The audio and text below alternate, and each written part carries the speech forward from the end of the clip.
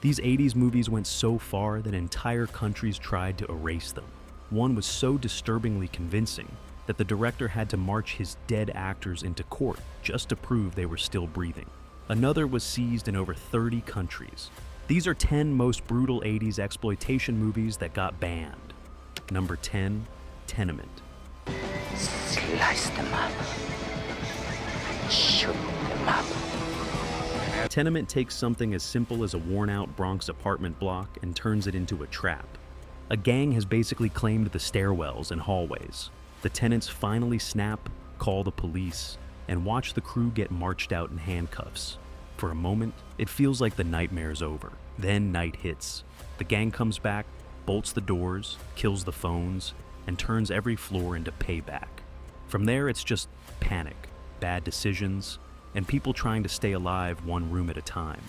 Nobody looks heroic. Everyone looks scared, tired, and way out of their depth. Ratings boards hated that. The tone felt so abrasive it nearly got an X rating in the US, just for sheer nastiness, and it was trimmed down to escape it. In the UK and parts of Europe, it landed on restricted lists and quietly vanished from shelves. If you're ready for some more truly horrific films, make sure to hit that subscribe button. Number 9, Cannibal Ferox. Cannibals! They attacked us. We gotta get out of here. Come on. Pat, get my gear. Cannibal Ferox is the jungle movie that tried to outdo every shock story before it. A student heads into the Amazon with 2 friends to prove tales about savage tribes are just prejudice. On the trail, they run into another group of outsiders who've treated the locals like background props, and that's when the trip stops being academic and turns ugly. The film leans into the idea that when visitors act like they own everything, the place eventually bites back. It lingers on fear, payback, and people realizing too late they're not in control. On top of that, it shows real harm to animals, which even hardened horror fans saw as crossing a line. Censors had an easy target. The film was seized or refused in over 30 countries, and heavily re-edited where it was allowed. Critics called it empty and mean-spirited. Number 8, Nightmares in a Damaged Brain. You lose a dangerously psychotic patient from a secret experimental drug program? Nightmares in a Damaged Brain spends almost its entire running time inside one unstable mind. A man is released from a psychiatric hospital after doctors decide he's ready for the outside world. He tries to start fresh, but his head is full of scattered images, half-remembered moments, and dream logic that keeps bleeding into his day. The film keeps jumping between ordinary scenes and sudden flashes of past trauma, so you're never sure what's happening now and what's just replaying in his imagination. That constant sense of a looming breakdown is the real shock. You're always waiting for something ugly or dangerous to happen, and the movie doesn't give you much relief. In the UK, it became a prime target during the Video Nasties scare. Copies were seized, distributors dragged into court, and it was held up as an example of harmful home video. Marketing noise didn't help. The producers bragged about Tom Savini's effects, while he later downplayed his role. Number 7, The New York Ripper.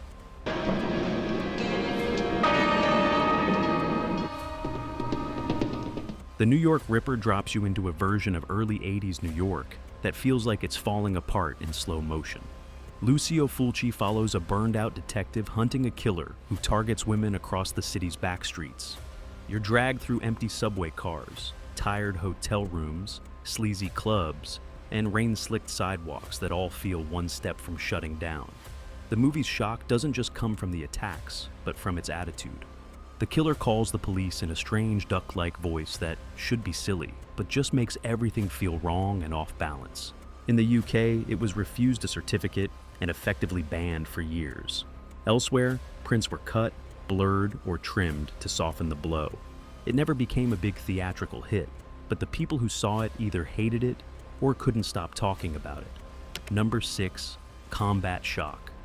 Meet Frankie Dunlop, decorated war hero, ex-prisoner of war. Combat Shock replaces monsters with overdue bills, ruined streets, and a man who's completely out of options.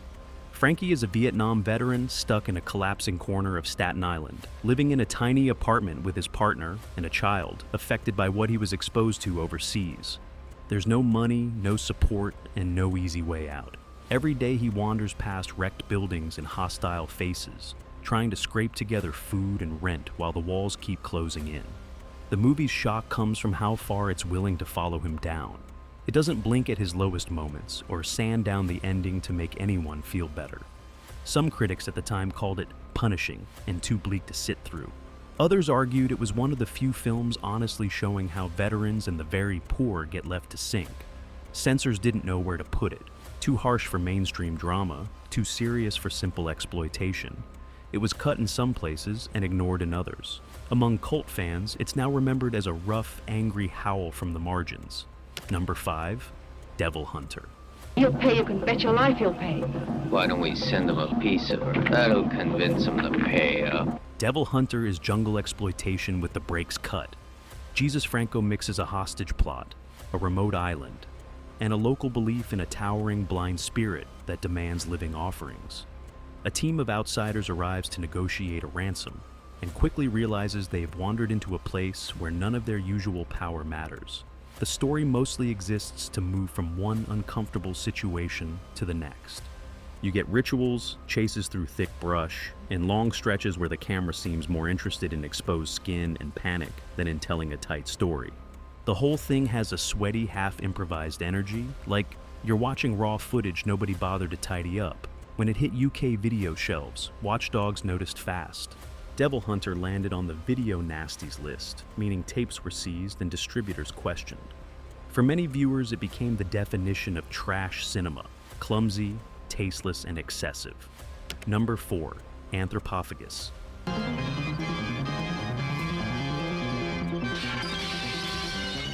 Anthropophagus, also known as the Grim Reaper, feels like a holiday gone wrong that never finds its way back. A small group sails to a bright Greek island expecting sun and relaxation. Instead, they step into silence. Houses sit half-used, doors hang open, food is left out, and no one seems to be home. As they wander the empty streets and crumbling lanes, they realize someone is watching them from a distance. That someone is a shipwreck survivor whose idea of staying alive has drifted into something deeply unsettling. The film's reputation hangs on a few infamous scenes where it fully commits to showing how far he's willing to go. Those moments shocked even seasoned horror fans, and word spread fast. In the UK, it was pushed onto the video nasties list and often refused outright, with imported copies chopped to remove the worst of it. Number 3, Possession. Or a woman possessed, and then I see you again, and all this disappears. Possession starts like a vicious breakup and spirals into something that doesn't fit neatly into any genre. Set in West Berlin, it follows a couple whose marriage has completely fallen apart. He suspects an affair. She insists something is wrong that she can't explain. Their arguments are loud, messy, and emotionally exhausting from the first scene.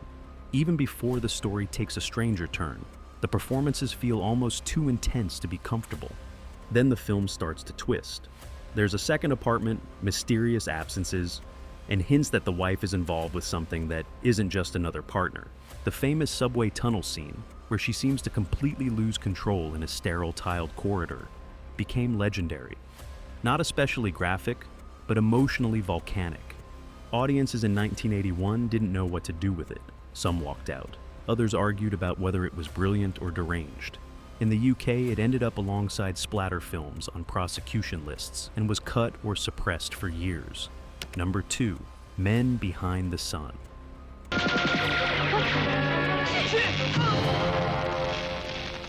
Men Behind the Sun is one of the few 80s exploitation films where the horror leans directly on documented history. T.F. Moe's 1988 film focuses on Unit 731, a real covert branch of the Japanese military during World War II. We follow young recruits arriving at what they think is a remote training base. Slowly, they realize they're inside a facility built to test human limits under extreme conditions, all wrapped in the language of research and duty. The movie is shot with a flat, almost clinical eye. Long, still takes, minimal music, and a matter-of-fact tone make it feel less like a conventional horror film and more like a reconstruction. Many of the scenarios draw from survivor accounts and reports that surfaced decades after the war, which makes them harder to shrug off. Censors around the world reacted strongly. Some countries banned it outright. Others cut it so aggressively that whole sequences vanished. Critics were split between calling it exploitative and calling it necessary. Early audiences often left in silence or didn't make it to the end. It offers no hero, no easy catharsis, just a slow, steady look at what people did behind closed doors. Number 1, Cannibal Holocaust. Sir, I recognize these teeth. This is Filippo Cagna. Cannibal Holocaust is the crown jewel of banned 80s exploitation, and not in a good way. Released in 1980 by Ruggero Deodato, it uses a found footage style long before that was a trend. A team goes into the Amazon to find a missing documentary crew and instead recovers their film reels. What we see is that footage, the original crew staging cruel set pieces, stirring up trouble, and treating local people as props in their own shock movie. Eventually, their behavior comes back on them in ways they never planned. The handheld look, rough performances, and location shooting made it feel disturbingly real. Italian authorities were convinced enough to arrest Deodato and accuse him of filming actual deaths. He had to bring his actors into court to prove they were alive. The movie also includes real harm to animals, which fueled protests and bans. It was pulled or cut in country after country, with some regions still limiting access. Horror fans remain split between seeing it as harsh media criticism or as a line that should never have been crossed. If you had to choose just one of these for a late-night watch, which would you dare to put on, and which one do you think should have stayed buried? Let us know in the comments below. And if your picture of 80s cinema just got a lot darker, make sure to hit that subscribe button. There are plenty more notorious forgotten films waiting in the shadows.